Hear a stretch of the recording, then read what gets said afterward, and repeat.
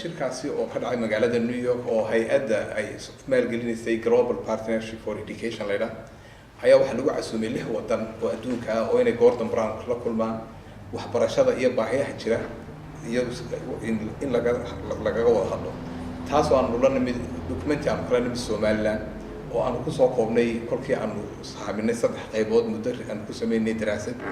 3 baahiyood oo Soomaaliland waxbarashadeeda maanta dhibaato ku ah saddexdaas oo ahaa access to education ama sida ardaydu u heli lahayd maadaama ummadda Soomaaliland ay u badan tahay dad reer baadiya ah oo reer guuraa ah sidii loogu heli lahaa ubadkooda waxbarasho oo iskuulada ay u heli lahaayeen iyadoo qaar ahaan aanu awood u saarnay iskuuladii boordanada loo dhan jiray ama hoyga lahaa iyo quality of education ama tayada waxbarashada oo muddadii 20 sanadood ee dalku imka jiray wixii laga dhaxlay xukunkiisa aad baro waxa burbur marka maadaama waxbarashadii iyo iskuuladii iyo madrasadii burbureen in la helo iyadana macallimiintii ay meesha tababarkii macallimiintu oo ka baxay meesha in la helo iyagana quality education ama tayo macallimiin tababar loo helo iyo takalo ahayd institutional capacity building oo atayeynta hay'adaha waxbarashada oo wasaaradda si loogu dhisayo si ay u gudbiso waxbarashada carruurta socdaalkeedu taas ku salaysnaa okay bal bariyaha waxana soo gaarsay intii 2 sano dawladii madaxweynaha ka yahay Axmed Maxamed Silaani in dhaqaalihii wadanka uu kor u soo kacay bal adigoo ka waramaya xagga horumarka iyo amnigaba wada arintan hadii aad noo raacan lahayd waa su'aal wanaagsan horta dhaqaalaha hadii ka bilowno marka hore horta dhaqaalaha wax ka horeeyay hadii aanu amni jirin oo ummaddu aanay nabadgelyo ku seexanaynin cid wax qabsan kartaa ma jirto dhaqaalahana sideedaba waxa weeyaan dawladdu dhaqaale ma abuurta waxa abuurtaa siyaasadii dhaqaalaha iyo ganacsiga hore ugu mari lahaa dimuqraadiyadda nidaamka dimuqraadiga Soomaaliland qaatay la 1990kii maalinta ka dambeysay uu soo kordhiyay haddaba waxay timid markii ay 2010kii xukunka ku guuleystay xisbiga kulmiye ee madaxweyne Siiraayeen oo uu la wareegay talada dalka miisaaniyadda dalka waxay 65 milyan oo dollar laba wiil 7 cisho ka hor miisaaniyaddii la gudbiyay ee baarlamaanku ansixiyay waxay marisay 225 milyan inta ay kordho wada arkaysan in 300 oo goor in ka badan kordhay علي واحد هاي الطليعة وصارت وحبرشة والحوم إمسا جامعات بكو يالله سوماليلاند iyo high school waxa horta Soomaaliland waxbarashada iyada marka noo eegno dugsiyada primary ama asaasiga wax ku yaala 40 dugsi oo ah inta u dhaxaysa dhahar iyo looyaato dugsiyada sarena waxa ku yaala 140 dugsi ma ha kuwa gaarka loo leeyahay kuma jiraan inta ku tiri kuwa dawliga ay dawladdu gacanta ku hayso geeyiga Soomaalidu degta hadda imka ku noqotana dawladda Soomaaliland waa dawladda kale ee waxbarashada asaasiga bilaash ka dhigtay meelaha kale Soomaalida ma jiro haddaynu eegno koonfurta oo kale imka ma jiraan iskuulada dawliga oo iskuuladii waxa dawliga ah waxa ka saaray meesha iskuulada private ah ilaa haddana uu ma suura galin xukuumadii kala dambeeyay gacanta ku dhigan laakiin Soomaaliland markii ugu horeysayba ee dalka la soo galay 1990kii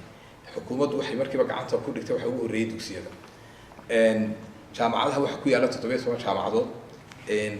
kuwa ugu waaweyn waxa weeyaan ilaa 7 jaamacadood waxaana tartan kula jiraan jaamacadaha ka baxa geeyiga ku yaala ay tartan kula jiraan haddii aan idin soo qaaday iskuuladooda private ka waxay ku jiraan iskuulada ugu tayada wanaagsan iyo kuwa dawliga ah iskuulada ugu tayada wanaagsan ee gobolka deegaanada Soomaalida ilaa xataa kuwa Kenya iyo ku yaala Itoobiya الإمام واحد كور أنت عارف مثلاً رياضة جامعة هاي سكول ذاك صباح ذا بريد ويدو حين نقول بدنا إن رياضة تهريب تيجي ودبعتوين كله بدأ يقول ما يعني شكر هذينا ولي أرنتها الدولة دي محل ما هو إذا يعني أرنتها كجار رياضة تيجي شقوين سمر كصباح هاي سكول ذي جامعة ذا دورتين تهريب هذا دين كنا قلنا تهريب تما هين تهريب على قصة لسنا في تمر الوهاب وهي عرورتي خياره لنا إذا قالها لها عرورته الدكسير جامعة ذا كتير هي اسكولada ka tahriibay ma ahan dadkii shaqada looga baahnaa shaqalaanta u tahriibay hadana iyadoo arintu soo tahay markii tahriibtu ay noqotay arin faraka waxa madaxweynuhu waa kii magacaabay guddi wasiir ah iyo hay'ado kale oo dawliyeed ku jiraan wasiirka shaqada ka mid yahay wasiirka waxbarashada wasiirka daaqiliga hay'adda shaqaalaha iyo dhowr hay'adood oo kale ay ku jiraan imikana laanta socdaalka ay ka mid ahayd lafteedu imika waxa maalintan ugu dambeysay saxaafadda aan ku arkay intaan halkan joogay iyadoo daraasaadkii ay laanta socdaal samaysay tahriibta ay aada hoos ugu dhacday haddaba tahriibtu waa aafo caalami ah maaha aafo somaliland oo keliya ku kooban waa aafo u baahan in la iska kaashado wadamada dariska ah sirdoonka caalamka weliba wadamada sirdoonkooda waayo berigii hore tahriibta markii anigu aan wadanka ku noqdo kale tahriibtu aad bay u yaray laakiin imika waxaad moodaysay inay dambiil ururo caalami oo dambiilayaal ka qayb qaadanayaan oo caruurta suuqa iyo magaalada laga recruit garanayo waayo waxyaabaha imika aad loo tahriib waxaa kamid ah caruurta reeraha ladan ka timid ee hooyada leh maxawil baa lagu qaadaa marka Suudaan ama la marinayo ama Liibiya ayaa la lacagta keena laakiin Hargeysa inta laga qaadayo marka dawladdu tallaabooyin waa la qaaday hoosna way u dhacday imika ilaahina waxaan ka rajeynayaa in ka sii kordho inta waa si wanaagsan cali waxaad ahayd muddo badan baad ahayd qurba joogga Soomaaliland si dalkan Mareykanka aad ku noolayd Washington iyo gobollo kale hadda dalkii waad ku laabatay xil baad ka haysaa bal noloshaada markaad Mareykan joogtay iyo markaad wadankaaga hooyo ku laabatay bal farqa u dhaxeeya hadda inaad ka waranto halkan dambe ayna keentay gurigaaguna meel dhaanta ma jiro halka qofka ugu dambeysa waa guriga waxaan filayaa intiina halkan joogtay markaan wada fadhin adigaagan wareysanaya laftaadu waxay ahayd dadkii aanu isnaqaanay baad ahayd markii inta aanan ka tegin dalka waxaan filayaa isha macallina adiga arkaya isbedelka iga muuqda jirkayga iyo naftayda maalinta aan halkan ka tegay keligay baan ka tegay halkan maantana reer dhaqan baanay marka aqlooyinkii bal ku hadhay markii aad kaga tagtay oo ka mid yahay gudoomiye xaashi oo kale iyo imka gura fadhiya Suldaan Axmed Goolcado isna odayaasha Mareykanka ugu macruufsana waxaad kula talin lahayd baliyaga laftooda anigu ila taliyay xaashi uu ka soo noqday Hargeysa waa kii gaaray imika wuxuu ku tala jiraa sidoo ay ballan qaaday inuu noqonayo waxaan leeyahay dalka Rome was not built in a day Rome maalin laguma dhisin Mount Stone wuxuu socodkii kunka meelaha wax ka bilowday tallaabo dalkii wuu dhismaya waxa ka dhimanina waa intoodii marka inay yimaadaan contribution kooda waa aragnimadooda loo baahayay aqoontooda loo baahayay awoodooda iyo kartidooda loo baahayay aad iyo aad baad mahadsan tahay cali ismaaciil jirde oo nagu soo booqday xafiiska Somali Ohio News magaalada Columbus cali aad iyo aad baad mahadsan tahay adiga iyo waftiga kula socday Suldaan Axmed ba aad baad mahadsantahay aad iyo aad baad mahadsantahay waxaan doonayaa inaan intaas qabsado waxaan mahadnaq gaar ah u soo jeedinayaa suldaanka iyo gudoomiyaha xaashi iyo Suldaan Axmed iyo ragga kale odayaasha oo isaaq warsamo kamid yahay oo gudoomiyaha dahabshiila ee Mareykan khadar batuun kamid yahay اللهم صل على محمد حسن حاج محمد كمد yahay oo Anis Abdullah Ciiso jooga Washington ragii nagu soo dhaweeyay intii aan joognay iyo waxaan isagana wala asxaabtaadii hore waxa kale oo aad u mahadnaqayaa Mubaarak Buux oo New York degan iyo Hodan Xasan inaan la yiraahdo oo UNICEF ka shaqeysan oo runtii aad iyo aad nagu soo dhaweeyay si qiimo leh nagu soo dhaweeyay ilaahayna ha ka jisayso aad baad mahadsantahay gudoomiye xaashi kollay waftigiinu waad sii socotaan mar maleynaya bal adigoo soo gabagabeynaya kulankeenan maanta ee Soomaali Ohio iyo waftigin cali hogaaminayaad ka mid ka ahayd bal daadaad raacsan yahay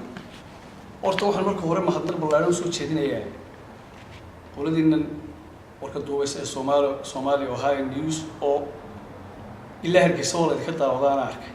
ilaha kaleena oo kulli wixii fogna wala idinka daawadaa aad iyo aad baan mahadsantihiin sida fursaddaas siiseen la taliyaha inuu idinka warramo dalkii sidaas la eg waxaan u mahad celinayaa Suldaan Axmed oo intii waftiga la taliyuhu joogay iska xil saaray inuu aad iyo aad runtii ula socdo xaaladihiisa iyo guud ahaan dadka uu tiriyay la taliyuhu oo kala qayb qaatay hawshii uu yimi hadal badan ee kulli maanta uma naas oo socotana waan nahay Virginia ku sii soconaa aad iyo aad baan idinku mahadnaqaynaa mahadnaqa inta dibadna Suudaanka kuleysna kala mahadnaqayay oo dhan insha Allah taala بسم الله الرحمن الرحيم Somali Ohio News aad iyo aad baa mahadsantihiin sida uqaban qaabiseen waraysigan iyo sida mar walba diyaarka u tihiin in aad Somaliland warkeeda faafisaan oo aad waraysataan hadba wixii jirana maxaan ku raadayay naga duubtaan aad iyo aad baan idinku mahadnaqayaa la taliyaha wasaaradda waxbarashada Mr. Ali salaan sidana waxaan leeyahay insha Allah fursad kale aynu isugu soo noqon doonaa gudoomiyuhuna waa mahadsan yahay si isku anagoo isku duuban oo maxaan ku raadayay ayaanu mar walba warka wanaagsan iyo horumarka dalkii ka soo yeedha aan intaaba soo dhaweynaynaa jecelaynaa inaanu hirgelino oo sare u qaadno idinkala shaqayno Somali Ohio News oo aad iyo aad hay-ad amba urur aad u firfircoon wararka sidaa u gudbisaan iyo sawirada iyo waxyaabaha la midka ah oo iminka dee un ka dhow wax walba oo wixii aynu halkan ku qabanno dhulkii laga daawanayo aad iyo aadna waa mahadsantihiin aad iyo aad waa mahadsantihiin